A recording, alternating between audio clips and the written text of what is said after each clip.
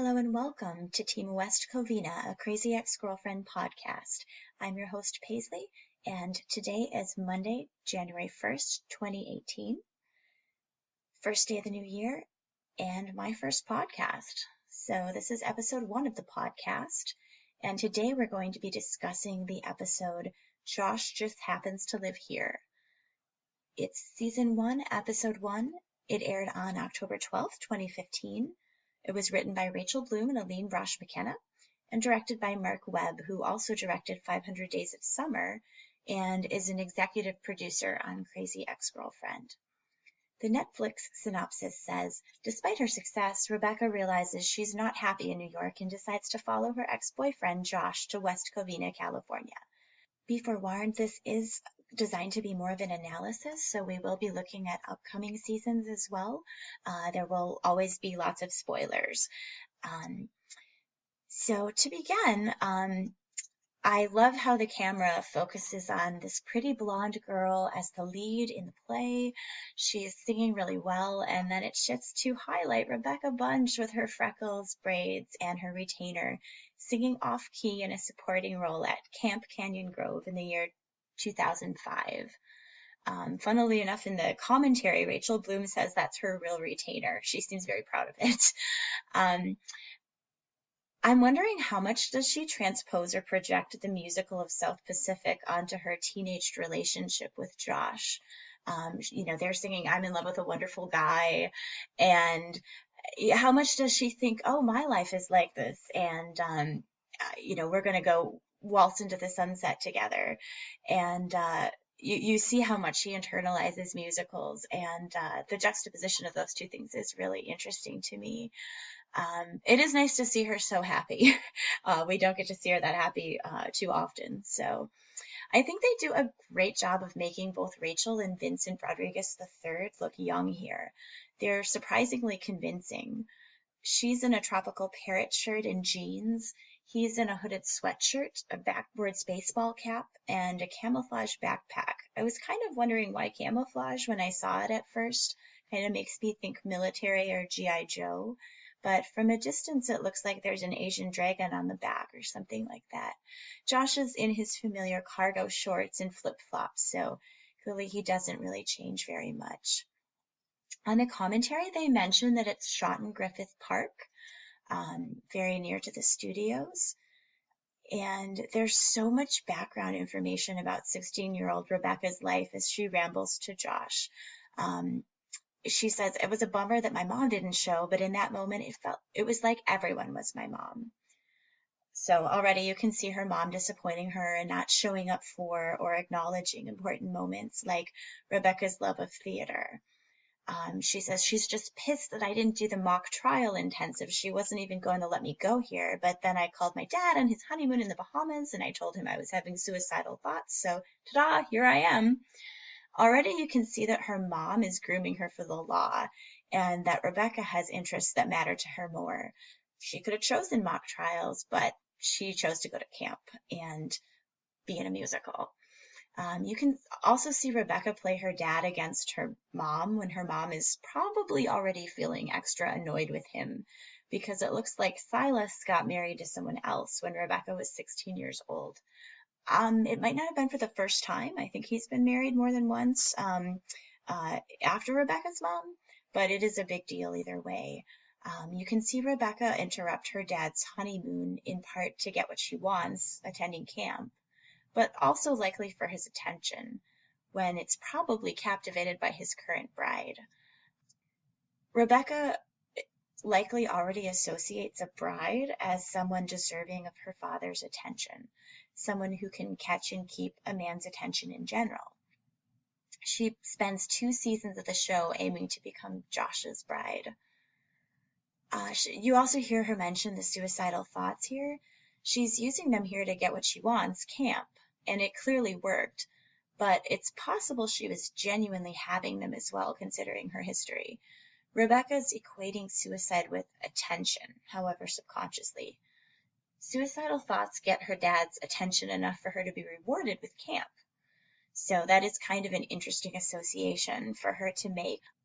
It's brilliant that as early as the first minute of the TV show, Rebecca's suicidal thoughts have already been mentioned. Knowing now that she attempts suicide in third season and had one suicide attempt before that, these random comments have a much deeper meaning. Josh, by the way, already looks completely overwhelmed here. He doesn't know what to do with her and all of her thoughts bouncing off the walls, and he's just not really equipped to handle these heavy issues. She also says to him, "You've awakened my sexual being for the first time." It implies that he may have been her first, the guy she lost her virginity to, which may make Josh all the more important to her. It is a little ambiguous whether this means sex itself or other sexual acts. We know Rebecca isn't Josh's first, though. He was with Valencia before that. So you can definitely see that he had a major impact on her. 16 is really young, so all of that affects you even more. Rebecca says, "I never knew that two people could be so connected." And you can hear Josh sigh softly here. He looks so uncomfortable, and he's so quiet as Rebecca's expressing herself. She seems oblivious, but when the girl in question isn't oblivious, it's even more painful for her to already be with someone who isn't responding in kind, despite the fact that the two of them are together. I definitely sympathize with Rebecca straight off the bat. She's running her hands down the ties in Josh's hoodie. She's putting her palm on his shoulder, those little touches that indicate her interest and desire for intimacy. Rebecca then says, "Okay, let's talk schedules. I'll visit at Christmas." I think some people may interpret Rebecca as being too eager here, but when you're already a couple for 2 months who have been doing sexual things, it's fair for Rebecca to want to start planning with Josh, in my opinion. To think that they got sexual at 16 for a couple months and then he just dumped her, that can be pretty traumatic, especially with how attached she is to him. Josh may have just used her for sexual stuff and then dropped her. She could have felt pretty used, but it kind of just made her feel more attached to him. Rebecca says, "This has been the best summer of my life, and you're the reason why." Dr. Akopian might say that Rebecca named Josh as the reason for her happiness, and question whether it wasn't taking part in theater that actually made her feel confident and happy during this time. The two things coincided, along with Rebecca's temporary independence from her mother. So all those things together, I think, really do it for her. It's so rare for her to have all those things at once.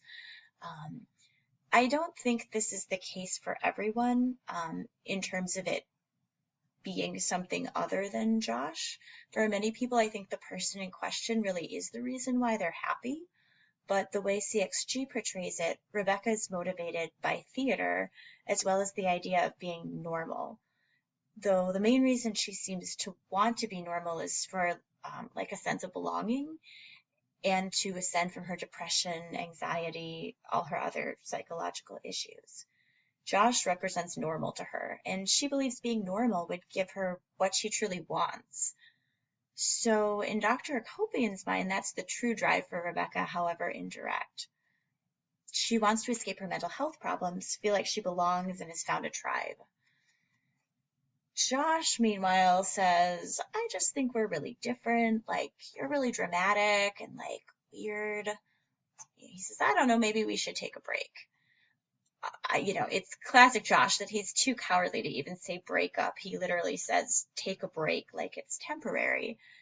And he only talks to Rebecca about this after his mom and dad have already arrived. So there's no time to truly talk about it. It's very rushed so he can make his escape. That's really common. You see that all the time. So Rebecca doesn't really have a whole lot of closure here from the beginning.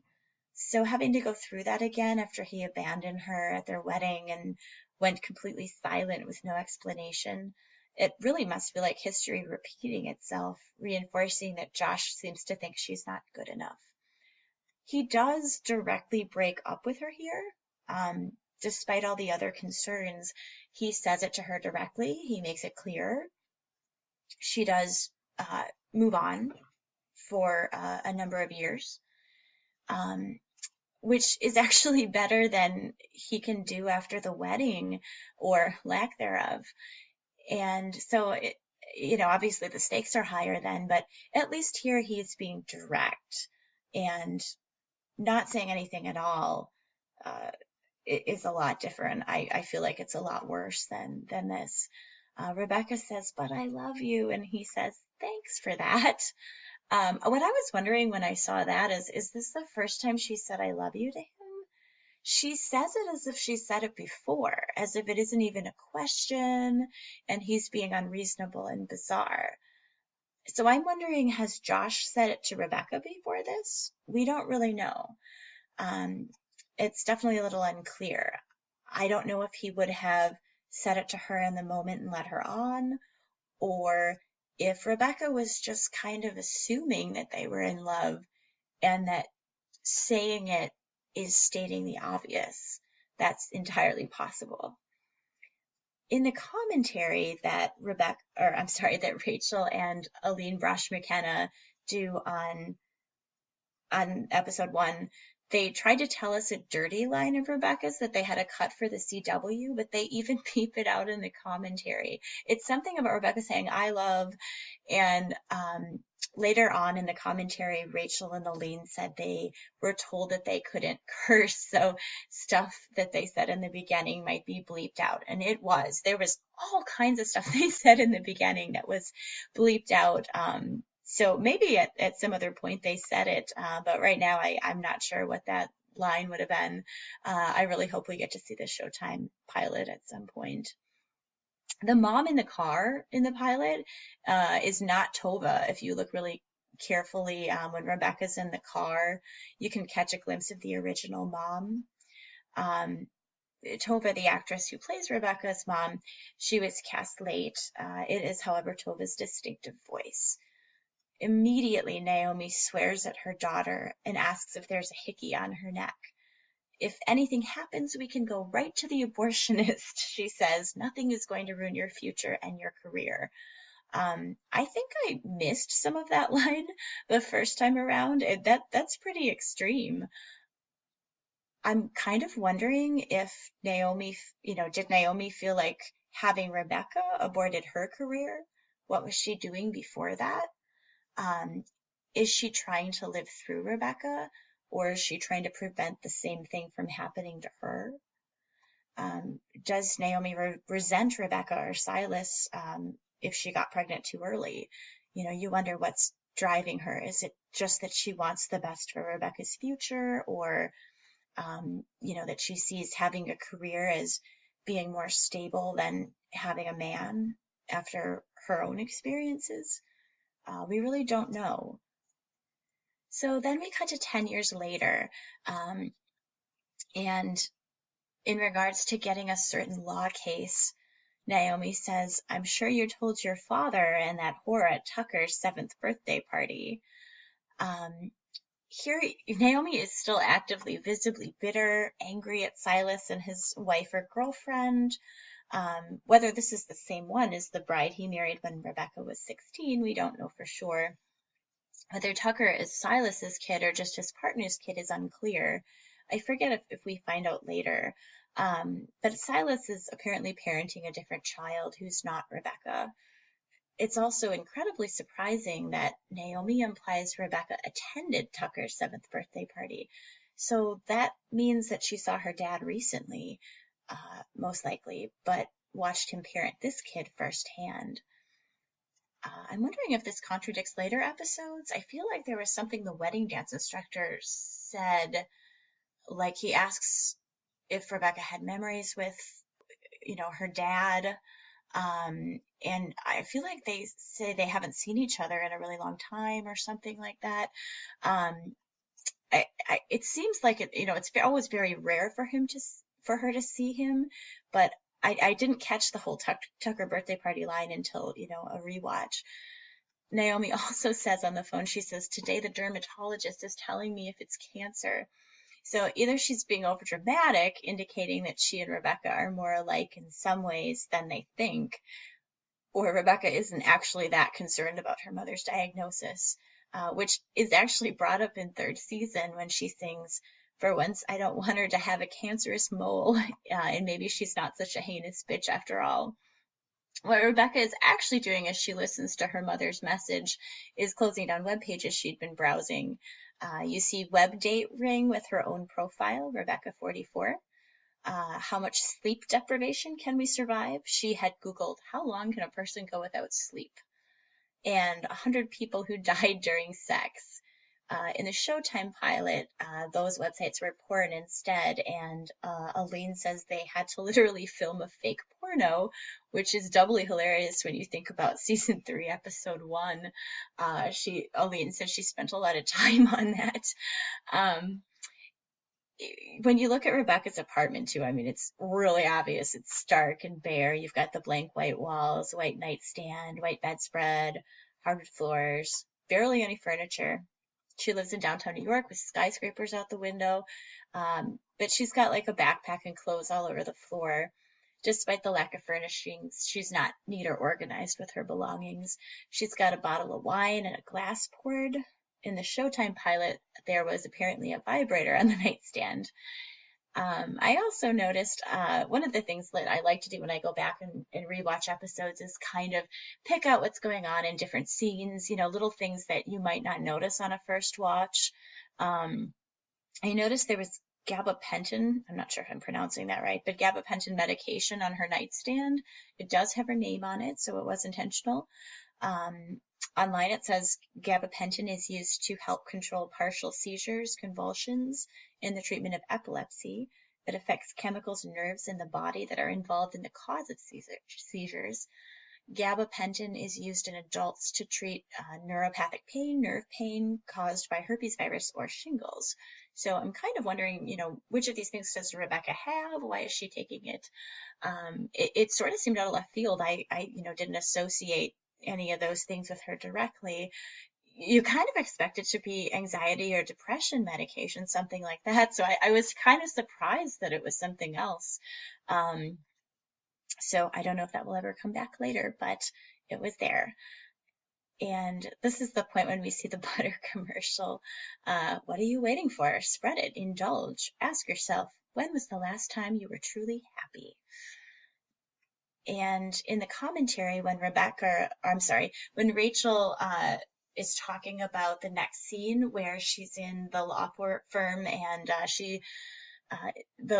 there's a woman that comes up to her and tells her she made partner. That's her friend Dominique from college in real life, who apparently actually auditioned, and Aline picked her without knowing she was Rachel's friend. So she was really excited to get the part. On getting promoted to partner, Rebecca says this is objectively fantastic, like on paper fantastic, right? It's kind of the same thing you might say about a date. He was great on paper, but there was no connection, no spark. She also sees the butter ad on someone's desk, a print version this time. And so after she hears this news, Rebecca's running outside, having a panic attack. And she's telling herself, this is great. I'm so happy. Mom's going to be so happy. This is what happy feels like. Happy just feels great and amazing. What's wrong with you? She's having a total anxiety attack, thinking it's supposed to make her happy, and it doesn't. And it really stresses her out. And I think that kind of moment is so frustrating, because normally when this happens, it's something that you've worked for or worked towards for a long time, and you've put blood, sweat, and tears into it. It's maybe not the easiest thing to accomplish. It might be rare for someone to get it. And then when you get it and you're not happy, and you might even be stressed or nervous or something, it's just so disappointing. It's like everything comes crashing down. You're like, okay, if everything I worked for is meaningless or not going to make me happy, where do I go from here? Do I have to start all over? What if I'm wrong about the next thing? It's definitely a tough moment. I think it makes her question her entire life, basically. I love that she says, "Dear God, I don't pray to you because I believe in science." You see, she's either an atheist or an agnostic. Yet immediately after that, when Rebecca looks up, sees the butter ad on a billboard, and the arrow points to Josh Chan in the sunlight, um, it is kind of like directly after her prayer, she sees this happen, and she kind of equates the two. And her brain also immediately associates the "I'm in love with a wonderful guy" song with Josh, her time at camp and performing in the South Pacific musical. The associations between these things are deeply entrenched even 10 years later. The second she sees him, she hears the line to the song again. And that's so true. I mean, that music can take you right back to a certain time in your life. And all those feelings kind of come rushing back up for Rebecca. And when Rebecca talks to Josh, he says she didn't come back to camp the next summer. She did mock trial like her mom wanted. She definitely would have tried to come back to camp if Josh hadn't dumped her. But apparently, the fact that he dumped her took precedence over her being in plays or musicals, or else her mom just refused to let her go. Josh may have impacted Rebecca's pursuit of the dramatic arts to some degree, although when it's a place he's not in, she does continue to pursue theater, such as in college. But it seems like him breaking up with her was a big reason she didn't go back to camp, unless her mom just disallowed it. Josh says, "We had such a good time that summer." This, right from the start, it was like sweet, but it was kind of annoying because it's totally glossed over in his memory. He's welcoming and genuinely glad to see her, which is nice on the surface, but he is also completely forgetting how much he hurt her. In his mind, it was like, "Oh, this was a great summer." And in her mind, it was like this huge heartbreak and something that really upset her for a long time. We find out that Josh has been living in New York for the last 8 months. And he says to Rebecca, "Well, I get stuck in a rat race. At home, it's so chill and so relaxed. Out there, everyone is, like happy." Well, this impacts Rebecca. It's obviously not true. It's really just Josh's perspective on things. I would say Josh Chan and White Josh do seem pretty happy when we meet them, but Greg obviously isn't. Valencia always seems upset about something when we first meet her. We now know that Kevin at the bar is faking it. Probably Josh's family is pretty happy though, so overall this is his impression of West Covina. Josh also tends to project what he's feeling onto other people, so if he's happy, he assumes other people are too, without giving much thought to their actual perspectives. Josh says West Covina is only 2 hours from the beach, 4 in traffic, providing the optimistic glass half full perspective, while later Greg says we're 4 hours from the beach. Some people say 2, but those people are dumb. Daryl also references this and saying he says they're only 2 hours from the beach, well, 4 in traffic, in the same optimistic manner as Josh. And Rebecca in the West Covina song says only 2 hours from the beach, without even clarifying. I think that this kind of represents the way they see the world. Josh and Daryl are pretty optimistic. Greg is very pessimistic, and Rebecca is almost to the point of, being under an illusion. She's seeing all this shiny positivity without necessarily being able to see the way things really are. You do have to sympathize with her hopefulness, though. She really wants everything to go well. You learn here that Josh says he likes to get beers with his buds and skateboard. So, maybe not the best or highest qualifications for a boyfriend. He seems pretty average SoCal guy. He also says to Rebecca, "Man, if I had known you'd turn out to be so successful and hot, let a good one get away, huh?" Rebecca is flattered by this, but it really rubbed me the wrong way.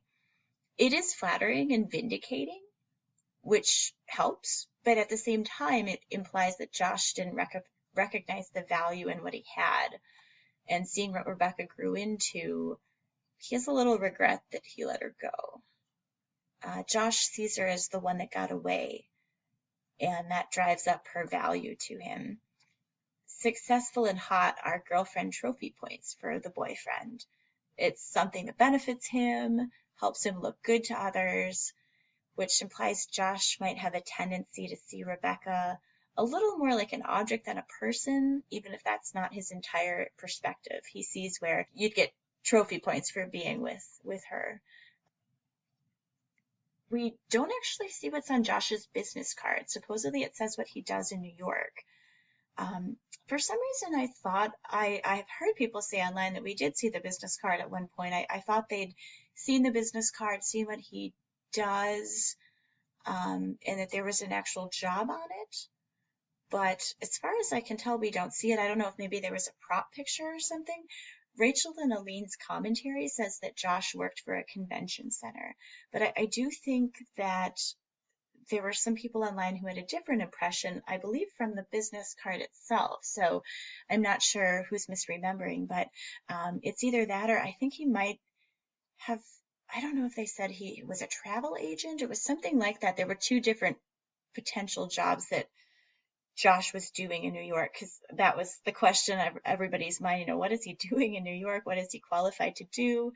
Rebecca had to get him the job at Aloha Tech, so how did he manage this? But according to Aline, he worked for a convention center, which I can see. And it kind of makes sense because you do see later at Aloha Tech, he's doing the sound, he's bringing the sound in for Electric Mesa and that kind of thing. So,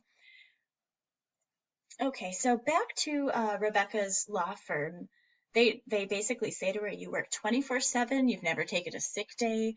We know that this job is your whole world.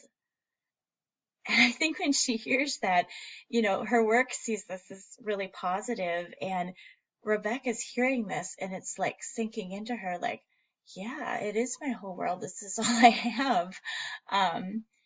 And I love her line when she's telling them about where she's going to go. It's where dreams live. I love that. She looks so excited, and she's in her view, she's freeing herself. So a lot of people question, or rather judge her for moving across the country for a guy, which obviously is problematic, because if you do, especially when you're not committed or you don't even know if you really have a shot with him, your whole world can come crashing down if he's not with you. But beyond that, it does kind of seem like Rebecca's, she's so unhappy in New York, moving in general, not necessarily for a guy, but moving to a new place, trying something different. I mean, that really, I don't blame her for doing that, because she's not really missing anything. She's making a lot of money, but she's miserable. So to move and try something different, especially because she already has a job there. She knows she's going to a job. She's not just going to sit and be unemployed. I do think that's, like a brave and admirable thing in general, when you're not just doing it for a guy. Why not? She doesn't really have much that she's leaving behind. And, looking for happiness in general is a noble cause. So, you see Rebecca do a little spin as she leaves, and then she launches into her musical number, West Covina. She tosses the blazer, and the guy who catches it, David, is her friend, and he's also a magician, like Josh Chan and Vincent Rodriguez III. And her friend David later catches her jacket again during a musical number in season 3. So there's all these nice little tie-ins. So then we have the iconic moment when she sings, I'm hopelessly, desperately in love with, and the focus on the camera shifts to make viewers notice that her head's blocking the Joe's Fish sign, making it read Josh. I really liked that moment. Even the way they film it, where the focus goes in and out and you notice what's behind her. It was so well done. And then in the M&M Market stock shot, you actually see a different version of the butter ad on a billboard. And then the same billboard by the adult stores. And this time it says, your future is in your hands and on the edge of your knife. When Rebecca arrives in West Covina, her hair goes from straight to curled. She's wearing bright pink lipstick as opposed to no lipstick, and while her dress remains the same color blue, instead of being a straight A-line skirt, it becomes twirly with sparkles on it. She goes from sedate black heels to silver sparkly heels. They do a really good job. The costume designer really pays attention to that symbolism, and there's all kinds of little things to notice with that. And when we're in the middle of the West Covina number, we immediately see a guy spray painting graffiti. We see adult stores, all this really ironic stuff. She's singing "It's All New, but I Have No Fear." And right after that, there's an interruption of accidentes, which I always kind of saw as kind of a warning. She has no fear, but should she have fear? Probably. And then they address that again when Paula sings "Face Your Fears." They are just going charging in kind of, and it's admirable because it's hard to do that, but they're not always thinking about the consequences. This is another thing that kind of goes back to Rebecca being a secret Gryffindor, which I'll address a lot later when we get to the Hogwarts houses part. But she really does have that tendency to kind of do something really brave and a little reckless, and she takes action, and not everybody does. So for better or worse, that's definitely an interesting quality. We find out that Rebecca lives at 1496 McCabe Way. The sign in the stock shed says for lease, so she was leasing as opposed to buying. And then underneath it says West Covina's #1 realtor, Muller and Hernandez, exclusive agent, well-approved townhouse. She has 1 bedroom, laundry, and new appliances. But the thing I noticed most about that sign is Hernandez. Is this Mrs. Hernandez's husband or relation? Yes, it's a common name for sure, but the show is so conscious of these things. It definitely makes me wonder, did she lease her house from one of Mrs. Hernandez's relatives? It's a woman who shows her around the apartment, but we don't really know if it's Muller Hernandez or someone who works for them. So yeah, headcanon, I'd kind of like to think that it was maybe Mrs. Hernandez's husband who owns the company. When she's in the part in the song where all the dancers are behind her, Aline says that they cast the dancers to reflect the West Covina population demographics in terms of ethnicity, which I thought was really cool, a great touch. They're really conscious of that, and they do a pretty good job as far as diversity goes. So after the song is over, she pours her meds down the drain, humming West Covina. And you can definitely, you see her so hopeful. She thinks, maybe I don't have to be on medication anymore. Maybe I changed my external circumstances and I'm going to live a much happier life. So as misguided as it is, you do sympathize with her, and you do kind of wish it could be true. Even though we know the road is a lot harder than that. We also learned that she had an Aunt Nancy who was apoplectic after Rebecca's suicide attempt, which either means extremely angry or associated with having a stroke. And Naomi also says that Aunt Nancy is sick all the time. So I like to kind of pay attention to these little bits and pieces of information that we don't realize we're getting because they're not directly associated with the storyline, but you never know when those things come back in, especially with Crazy Ex-Girlfriend. They like to drop in little details and bring them or pick them back up later. Of course, what Rebecca texts Josh is the exact thing she later texts her father when he arrives for her wedding, right down to the buzz bee emoticon. And Rebecca gets so excited when she hears her phone go off, but it's just a text about a new data usage plan. That really made me laugh the first time I saw it. How many of us have been there? Texting is how we communicate, for better or worse, in a lot of ways. And, when you're waiting for something important or to hear back from somebody, that was a great scene. And Aline says a big part of our pitch for the show was that now if you're obsessed with someone, you can't get away from them. because of social media and how much it's changed our lives, basically. And that's really true. I know people who have had anxiety, and it's made so much worse by the fact that every time they go on their Facebook, they have to see stuff in their feed that makes them upset, either having to do with a past relationship or whatever kind of drama is going on. Um, Even if it's not directly in their feed, they can probably find a spot on the web where they can get the information or see what's going on with somebody. And uh, I definitely know people who have had to just completely disconnect and get off all the social media, and that it was recommended to them because it was spiking their anxiety so much. And, it's just really sad because there's some positive things to social media. You get a lot of invites to events and see what's going on with friends, and a lot of the socializing does go on there. And so then you kind of feel even more excluded because you're missing some of that stuff. But I definitely have seen that happen to people, and trying to find a balance can be really challenging. So after that, we see Rebecca go into work at White Feather, the law firm, and she has a longer conversation with Daryl. And you can see right off the bat that Rebecca and Daryl really do have a lot of things in common. Even though Rebecca maybe wants to disassociate herself from Daryl, um, they're both oversharers and overenthusiastic. They both lack appropriate boundaries at work. They're both awkward and lonely, but very sympathetic characters. During the commentary at this part, we learn that Pete Gardner coached Tina Fey's improv group in Chicago. And I would say Pete Gardner definitely seems like a Midwesterner to me. I'm a Midwesterner myself, and he definitely has that vibe. There's something about him, but I really like it. That was nice to see.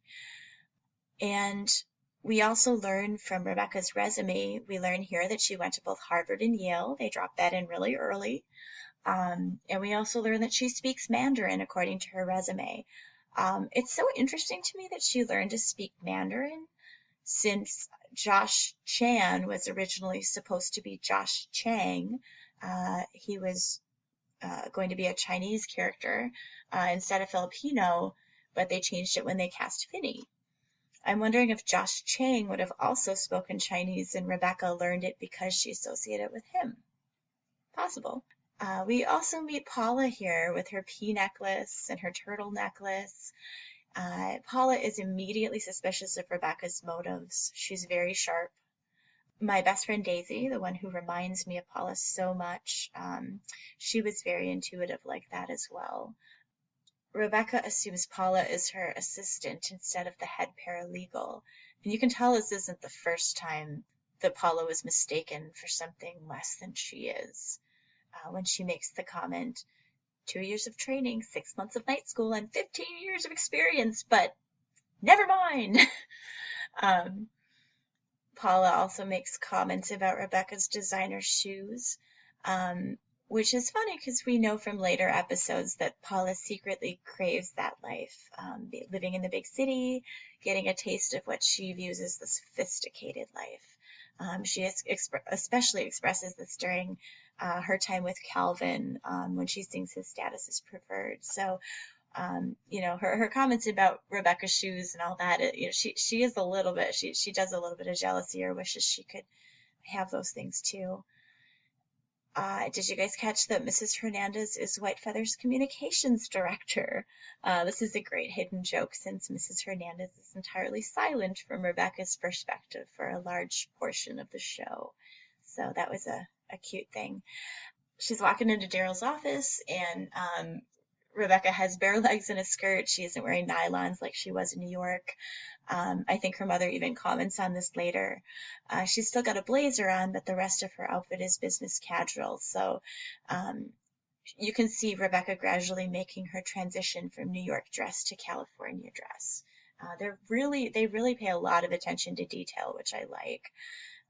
So Daryl is oversharing with Rebecca here and about his divorce. And when Daryl says he can't lose her, Rebecca thinks he's talking about his wife and says, there's other fish in the sea, right? It's not healthy to keep fixating on one person. The relationship's over. So ironic because, of course, she's doing this exact same thing, but projects it onto Daryl, giving him the advice she can't give herself. It's not the last time that Rebecca will recognize herself in Daryl and disassociate herself from it, as Daryl later does with Maya. In addition to the Native American decor, we also see Daryl has a decanter with alcohol in his office a la Mad Men, so he's clearly not doing great. I wouldn't necessarily expect that from Daryl, but there it is. So Daryl also says a lot of non-PC things here at first, but in my opinion, it's from genuine ignorance, not ill intent. He's starting to belatedly recognize when he's stereotyping, but sometimes things come out before he thinks them through. He really doesn't want to offend anyone or hurt people's feelings, which, I think is really sweet. It really just comes from a little bit of ignorance, or he hasn't had to deal with that as much. After this, we go to home base, and home base is actually a place called Big League Dreams in real life. It is in West Covina, and Aline in the commentary says that Big League Dreams was built on a landfill in real life, and they have like a slogan that's from landfill to landmark. So I thought that was kind of cute since I did visit there. You see Greg is dressed in a plain black t-shirt, a nod to his depressive state. And Aline said that Mark Webb, the director, added some of Greg's sarcastic and self-loathing lines in the first Greg scene. I can definitely see Mark Webb's signature on that, but he kind of helped shape the character with some of those lines. You can tell Greg knows what he's doing when he tells Rebecca that Josh will be at Bean's house party the next night, and he's also going, and asks if she wants to go. He sort of sides at himself for using her obvious interest in Josh to get a date with her. He's definitely aware of how he's manipulating the situation. Greg acknowledges that women who ignore him are his type, but additionally, especially in the beach episode, we see that Greg feels competitive with Josh, like he can never be as charming or sought after as his best friend. So it would make sense that he'd feel compelled to win over a smart, pretty woman who's into Josh.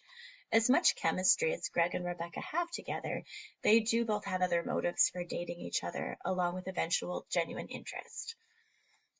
At this point in the narrative, I saw Greg as one of those guys who would be a good boyfriend for the most part, but isn't typically desired by most women. He somehow gets overlooked for flashier candidates, and this has created some underlying resentment towards women in him. Greg wants Rebecca, but also harbors resentment towards her, not just because of her response towards him, but in how she's representative of so many women's responses towards him. Greg often uses demeaning insults to put women down in an attempt to equalize the playing field and feel better about himself. Additionally, this makes him feel more alpha and more in control of the situation, but the woman may find this behavior unappealing and break up with him, or at best she may find it confusing and temper her own emotions somewhat, or become overly clingy and insecure. None of this really lays a stable foundation for a long-term relationship, leaving Greg disappointed over and over again. Add this to his commitment issues, and you've got a vicious cycle. On a personal note, I've dealt with one too many guys who remained hopeful and interested even when I was clear that I didn't feel the same way. And for me personally, that's not flattering so much as it makes me uncomfortable. So while I liked Greg as a character, I found him a little passive aggressive in the beginning, and I didn't immediately root for him and Rebecca to get together, as that seemed like too much of a tired trope. I'll discuss this more during the Taco Festival episode, but my opinion on it ebbed and flowed over time as I saw more episodes, and I'll continue to discuss it throughout the podcast as it changed. The next day at the office, Paula is wearing an outfit that's actually quite similar to Rebecca's the day before. She's wearing a reddish cardigan instead of a reddish blazer, and the skirt is the same colors and general pattern, red, black, and white. Albeit not as short as Rebecca's was. So I don't know if that was intentional or not, but it does seem like she's of sort of dressing like her a little bit. Um, Rebecca says to her, ever just have like a great day? And Paula has this amazing expression on her face, and she's just like, no. It's so sad, uh, and so funny, but so realistic. Um, this too reminds me a lot of my best friend Daisy and how she was at her job. She was the best person, but she had a hard life and deserved so much better. I definitely sympathize with Paula here.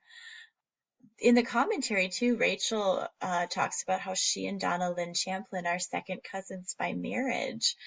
They found it out after she was cast. So that's ironic. I mean, I don't even know if it's an LA thing or if it's just strange coincidence, but I do think it's cool that they're actually related. So then we get into the sexy Gettin Ready song, which I still think is one of the best songs they've ever done. It's so funny, and it's perfect social commentary. You see Rebecca doing a lot of things here. She's plucking eyebrows and nose hairs. She's buffing her feet. Her backup singers are singing Bye Bye Skin. She's trying to get into a body shaper, putting eyeliner on her waterline. She's using a machine on her face. I feel like we talked about what this was, but I don't remember. That was not one I'm even familiar with. She's curling her eyelashes, which is definitely really painful, and burned her neck with a curling iron. And of course, she infamously waxes her asshole and sprays as her backup singers croon ass blood. I somehow didn't hear this line at first. There was so much going on, but I saw it when reading the lyrics or when I rewatched it and just died laughing. That's probably the first time that phrase has ever been used in a song. Rachel is so brave, but that's also so much her humor. So it was awesome. It's uh, they really didn't hold back on that one. And the line, let's see how the guys get ready, and Greg's asleep on the couch in jeans and a t-shirt. I'm sure that's not true for everybody, but I think on the whole, it's likely that girls, are going to have to take longer to get ready. And, that's probably more common. I'm sure there are things guys do that maybe we're not as aware of. And, tell us what they are. But, yeah, there's a lot of rituals that girls have in the bathroom.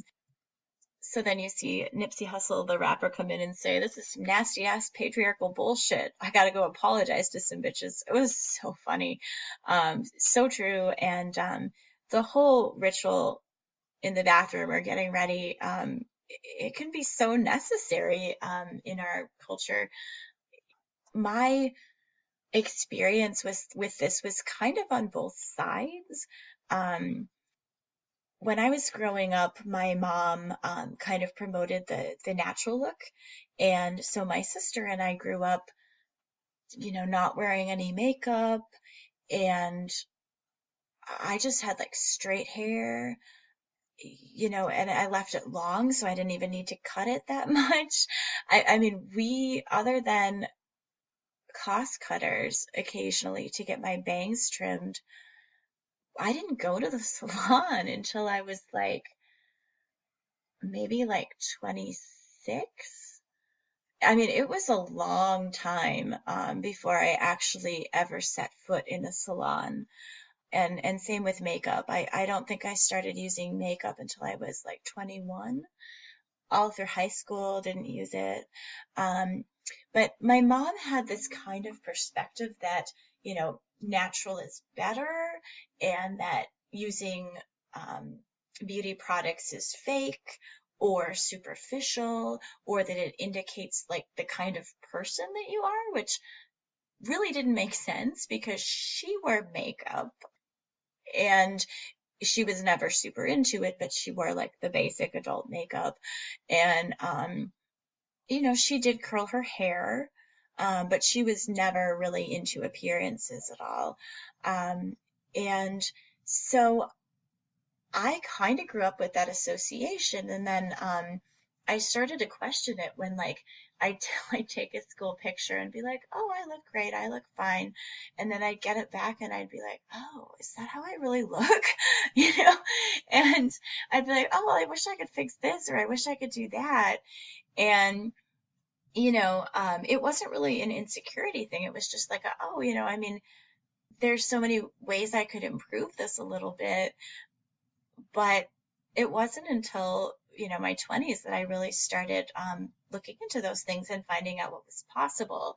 And, I just did like a couple things and it made a huge difference. Like, I felt like my hair was kind of too many different colors in places. And I just wanted to kind of even it out and make it the same color. So, it just made a huge difference. I got the exact shade I wanted and wore just a little bit of makeup, lip gloss and foundation and stuff. And I liked how I looked so much better. It wasn't like I was losing something about my essential character, but that was kind of how my mom and sister reacted to it, which was really interesting. I remember having a whole conversation with my sister about how she felt like I'd changed, not because of my behavior in any other way than the fact that I was using beauty products now and going to the salon, and that it almost made them view me like it was a trope, like I was, becoming a popular girl or becoming superficial or something like that. Whereas nothing in my life had actually changed other than that. I still had the same friends, I was still acting the exact same way. Um, but it was really interesting that they almost had a stereotype the other way. And it felt weird to be defending the beauty side of things. But the more I thought about it, the more I was like, this really is a two-way street. I'm doing a couple things to improve my appearance. I like how I look better. I'm glad I did this. As long as it's balanced, it can be positive and it can help with self-esteem. But at the same time, in a lot of cases, girls really do have to try hard physically and take a while to fix themselves up in the morning because they legitimately wouldn't be able to hold their own with guys in relationships without it. Guys would find other girls more attractive, or they just wouldn't find them very attractive if they didn't put the time in a lot of cases. At the same time, that's also maybe what guys are naturally attracted to and can't entirely help it. So I'm not necessarily putting this all on them either. What you're attracted to is kind of just a natural response. And I still think it is way more common to see like an average looking guy with a good looking girl rather than the other way around. And that guys maybe haven't set the bar as high looks wise, so other guys don't have to go as out of their way to compete. But I also think that they struggle with it too. I'm sure that there are guys who had criticisms of their appearance and wanted to change it or fix it or help it in some way, or felt like they had to spend time on it. It's, like I said, probably more prevalent with females, but I'm sure it's not just women who feel that way. And then Rebecca spends all this time getting ready, and Josh isn't even at the party. And that is something that I think does happen to a lot of people. There's almost like more resentment and frustration at him not being there, in part because she spent so much time fixing herself up. She needed to be ready for anything, which meant that she ran the risk of being ready for nothing. So there's really a lot to unpack there, and the song does such a great job of conveying that in like a couple minutes. It's amazing. I love it. And the response online is great too. On Rachel's YouTube channel, you see people finding it randomly who don't even watch the show, and it definitely sparked a lot in people. So now we're at the party. We're at Beans' party. You hear Greg mention that he got accepted into business school at Emory, but then his dad got sick. And Greg says about Josh that he's a good looking guy. He knows magic. And in the commentary, they say they threw that in for Josh's character because Vinny does magic and is really into it. And then Greg says about Josh's text that his girlfriend's making him go to her sister's quinceanera. First of all, this means Valencia has a sister, which, hasn't really been brought up very often. Rebecca says to Greg that Facebook says Josh is single, and Greg tells her that they dated in high school and that he moved back to be with her. First of all, that's not what Josh said to Rebecca in New York at all. He talked about West Covina being chill and laid back, two things Valencia is not. He never mentioned a girl and didn't give that as a reason for moving back home.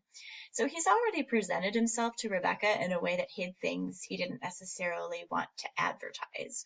Likewise, Josh hid his past relationship with Rebecca from Valencia. And if his Facebook status says he's single, he's presenting himself inaccurately to his casual friends and acquaintances too. So you do see this thing where it's not exactly a direct lie, but there's a lot of omissions, and that Josh is obsessed with social media. You know that he's on Instagram all the time. He's posting pictures, he's posting video. He's conscious of his social media presence, and he's conscious of how he's presenting himself to the world. He wanted to flirt with Rebecca, so he didn't mention his girlfriend. He didn't want Valencia to get mad at what was going on when they were on a break, so he never mentioned Rebecca. I definitely have seen people do this. I feel like saying especially guys, but that's probably just my own experience. But it's so frustrating. It's like they're trying to get off on a technicality kind of, without saying it. So there's just a lot of things that frustrated me about Josh from the beginning, but I do think he's so well written as a character, and Vincent Rodriguez III does an excellent job playing him. He's great at making Josh likable and charming in some places, but also, kind of frustrating and very realistic in other places. So I love his portrayal of Josh. I'm a huge fan of how they wrote the character, even if what he's doing frustrates me. He is a great character. When Rebecca has to go off with Paula and Greg says, "I'll wait," when they're outside at the party.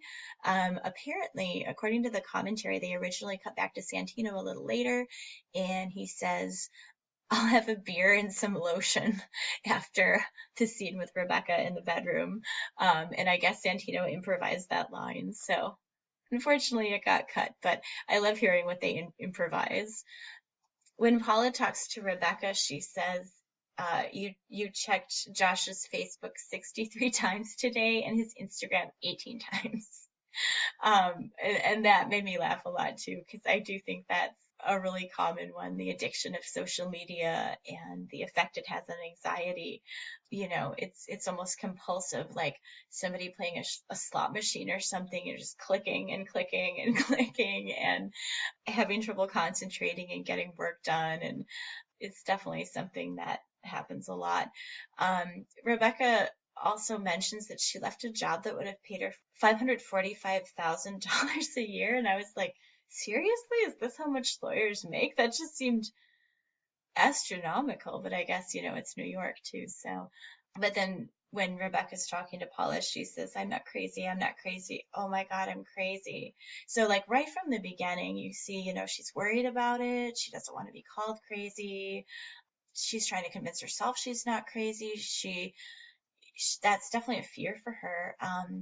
And then Paula says, "You're not crazy, you're in love, and that is totally different," which is, obviously a little bit debatable. I mean, it does kind of refer back to the fact that love is addiction, that's the way it works in the brain, like being addicted to drugs or anything else, the same circuits fire, and that in the early days, that's exactly how it feels. She also says to Rebecca, "I would be proud to be your friend now that I know the truth. What you did for love, for true love, the sacrifices, the money that you walked away from, you're not crazy and you're not stupid. You know what you are? You're brave. And I wish that I had been as brave when I was your age. I'm here now. You're not in this alone, and I will help you." She even tears up. Jonalyn does an amazing job in this scene. she's so supportive, and she highlights Rebecca's courage in following her dream, putting love above money. She does a great job of consoling her, and she's just like the friend you always wanted. It's such a great scene. And then when Paula hears that Josh has a girlfriend, her response is, no, no, no, his Facebook status says he's single, and if he was into her, why would it say that? And Rebecca's like, that's what I said. Um, and this exchange really reminds me of Daisy, my best friend, too. Being so invested in what's going on with someone she cares about, and noticing all these little details with her. It's great. And Rachel says that Rebecca and Paula's relationship is based off of her and Aline's relationship, which, it really brings the show together to have two co-creators that are that close and that get each other so well. So Josh texts at this point, and Rebecca has that great line, "Are you a witch?" because Paula called it. But that's such a great moment. That's really what it feels like when you get, like a crucial text or something that you've been waiting for like that. She's getting to take the next step towards something she wants that much, when it hardly ever happens in her life, when she hardly ever gets the opportunity. So, one little thing, and it's such a small thing, which is kind of like why you have to laugh about it. But at the same time, that one little thing could mean everything. And it's the hope that makes her so happy. It is dangerous. I have a lot of feelings about hope versus happiness. A lot of the time, sometimes that rush of feelings, that adrenaline high, a lot of the time it's hope, not happiness. And it can be surprisingly hard to tell the difference unless you pay attention to it. Rebecca may think, oh my gosh, I just got this text from Josh. I'm so happy. But is it really happiness, or is it hopefulness that this text and this dinner is going to lead to something that will make her happy in the future? That is a crucial difference to me. She's if she gets any residual happiness from it's coming from the hope or the expectation or anticipation that they're going to be a couple in the future, and that's going to make her happy. It's very indirect. It's not direct happiness. And so relying on hope to make you happy is definitely a slippery slope. Sometimes you have to do it because that's all you have, but I don't. People see hope as a positive word, and I know for me that's one of those words that I feel like it's a wolf in sheep's clothing, kind of, in a lot of cases. So when Paula and Rebecca are singing the West Covina reprise, they mention all these couples. Paula's singing about Bella and Edward from Twilight, Carrie and Big from Sex and the City, Harry and Sally from When Harry Met Sally, the movie, Julia Roberts and Richard Gere, who are in Pretty Woman and Runaway Bride together.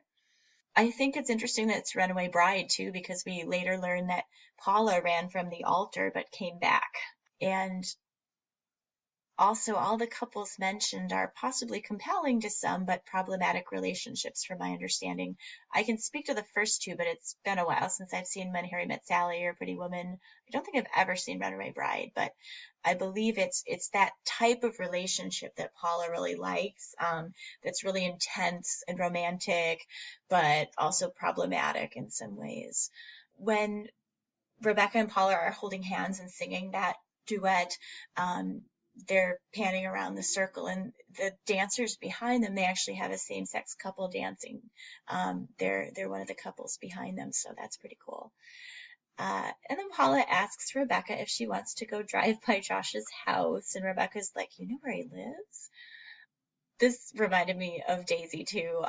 My best friend, she was so good at finding out things like even before I did, despite not even living in the same state as me. She was intuitive, amazing at research of all kinds. I just had complete unconditional support, investment, and loyalty from her. And Paula and Rebecca's relationship is it just encapsulates that kind of thing so well. Rebecca feels understood by Paula. That's kind of why I'm surprised she doesn't tell her more and keep secrets from her. I know I was 100% open with Daisy. She knew everything and vice versa. While the codependent aspect of Rebecca and Paula's friendship does come out more at different times in the series, I have to say that I still get a warm feeling at them becoming friends here and bonding over a shared goal or dream. Daisy and I were always very independent people, so we weren't too prone to codependency, but the loyalty, trust, and interest we took in each other's lives was huge. It's a very rare kind of friendship, and I love seeing it portrayed in Crazy Ex-Girlfriend. As far as Rebecca's dream of Josh and true love, I understand why she dreams of these things, even if they're unrealistic.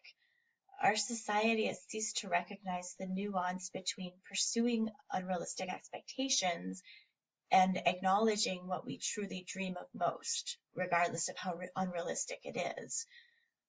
In my opinion, it isn't lame or stupid of Rebecca to want a love story with magical moments, thrilling synchronicities, and a happy ending.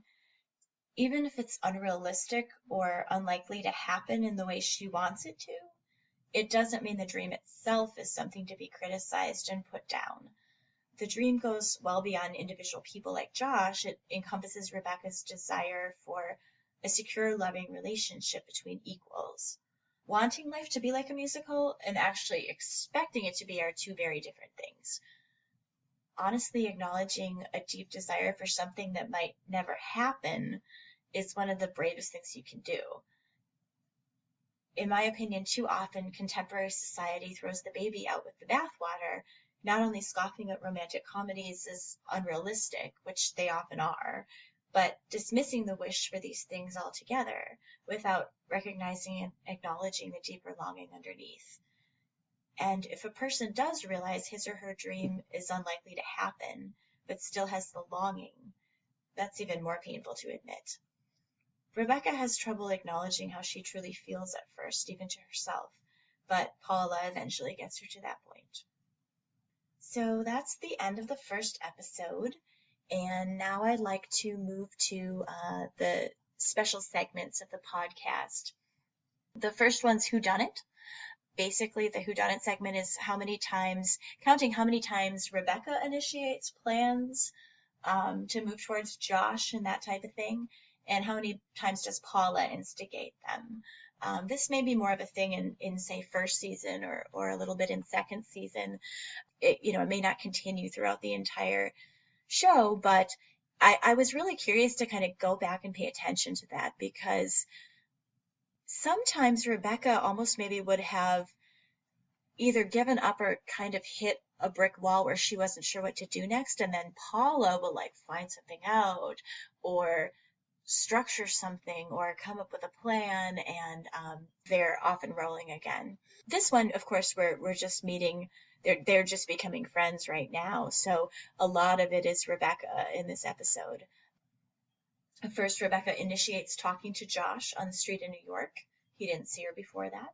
Rebecca moves to West Covina when she learns Josh is moving back. Huge one.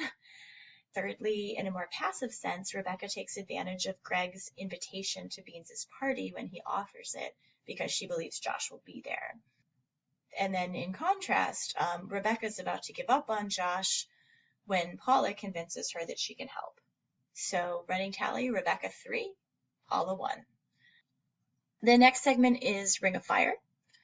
Supposedly there's a fire reference every episode, at least up until the big reveal about Rebecca setting the fire in Robert's place. So I was going to try to see if I could pick out a fire reference every episode and see if that's true. There's one little one in here, and I definitely missed it. She's kind of rambling, so I actually had the closed captioning on, and that's how I caught it. In the beginning, when Rebecca's in New York and she's having the anxiety attack outside, she's trying to decide if she should take her anxiety pills, and she's kind of talking to herself and saying, in case of emergency, break glass in case of emergency. And that break glass in case of emergency is what's written on fire extinguisher cases. So deep cut with that one. That was a really subtle but key fire reference in the first episode. So the next segment is Suicide Watch. We know now that Rebecca attempts suicide in third season, and they really do throw a lot of hints in about it. There's some obvious ones, and then there's maybe some not so obvious ones, but it definitely comes up a lot. So I did want to kind of note those as we're rewatching the series. So in this episode, 16-year-old Rebecca says to Josh about her mother, she wasn't even going to let me go here, but then I called my dad on his honeymoon in the Bahamas, and I told him I was having suicidal thoughts, so ta-da, here I am. Like I said, that's within the first minute of the episode. It's out there. And you also hear Naomi on the phone, of course. When Rebecca moves to her apartment in West Covina, Naomi says, I hope this isn't another stunt like your little suicide attempt in law school. You didn't even break your skin, and you inconvenienced a lot of people. And of course, Naomi's always covering these things up with anger. I mean, she was obviously really upset about it and worried about Rebecca, but a lot of the time she expresses that fear through anger. The next segment is booze clues, basically going back and looking to see how many clues there are about Greg being an alcoholic. That's something that I know I didn't catch it on the first round when they talked about Greg being an alcoholic. I had to think about it, and then when I did think about it, I'm like, oh yeah. They do a great job in that little segment during the reveal of showing lots of moments when there were hints of it. But as Rachel and Aline said, there's actually a ton more throughout the series, and they couldn't fit them all in. So I was kind of wanting to go back and look at that. And there really isn't much in this episode at all, nothing concrete. You see Greg drinking out of a red plastic cup at Beans' party, but nothing excessive. I mean, we assume it's alcohol. We don't even really know for sure, but I don't see any obvious one other than he's having a drink at a party like anyone would. The Nailed It segment addresses what Rachel said about there's secret symbolism in the color of the nail polish she wears, which they're down to the detail on this. I want to say that when Rachel was talking about it, Aline didn't even know, but Rachel and I don't know if it was the costume designer or whoever gets her ready, she and somebody else who works on the show were conscious of trying to make sure that Rachel's or Rebecca's nail polish color would kind of match her mood or send a message based on how she's feeling. So in this episode, you see Rebecca with no nail polish a lot. At Camp Canyon Grove, when she's supposed to be 16, she's not wearing any nail polish. That makes sense because she's younger. And in her New York apartment, no nail polish. And at the New York law firm, no nail polish. Then we get the most dramatic nail polish I've ever seen Rebecca wear. She's got long fake nails with iridescent sparkles and pink and red tips when she arrives in West Covina and sings the song. Then we go back to no nail polish when she's sitting at home in her apartment in West Covina, texting Josh and waiting for him to text back. She's feeling really low. She's got no makeup on and oversized pajamas. She doesn't wear nail polish for her first day at White Feather. It's probably not that important to her, really. And she's not wearing nail polish when she goes from there to home base with Greg. Then she's got long fake nails with gold sparkles on during the imaginary music video part of the sexy Gettin Ready song. Ironically, she still has no nail polish on in her actual bathroom, but in her mind, she's got this great nail polish on in the fake music video. So that was a nice touch. And then she's back to no nail polish when she's at Beans' party in the pink dress, surprisingly. I would have expected her to have nail polish here. I think it's possible that because this was filmed for the Showtime pilot, it's possible Rachel didn't consciously start the nail polish thing until the show was accepted by the CW. I don't know for sure, but I did think that this was one of those moments when I I thought I would see her wear it when she's going to a party expecting to see Josh, and she's in this pretty pink dress. So we'll see how it goes as we go along, and if they really got it every episode. The next section, I don't have a creative name for it yet, but basically it's looking at what the songs are parodying, and whether it's a song that it's based on or a song that they're inspired by. I like to kind of try to find out where that's coming from. Sometimes it's a direct song. It's one particular song that they're spoofing, and sometimes it's more of a genre. So the first song we get in this episode is West Covina, written by Rachel Bloom and Jerome Kurtenbach. I will probably butcher some of these names. I apologize. So the way Rachel describes it is that this is the trope of a musical number that you see in so many musicals, where a character comes in and just singing "Here I Am in New York" or some other big city that they're so excited to be in, but she's placing it in a mundane location like West Covina, which is special because the person she loves is there, and yet it's maybe nothing to write home about in other ways. So that was a great concept that worked really well. And then the second one is Sexy Gettin Ready Song, of course, written by Rachel Bloom, Jack Dolgen, and Mike Geyer. The way Rachel describes this is she's talking more about the trope of music videos that show women with flawless hair, clothes, and makeup, or even the theoretical imaginary sexiness of getting ready in a corset or undergarments or whatever.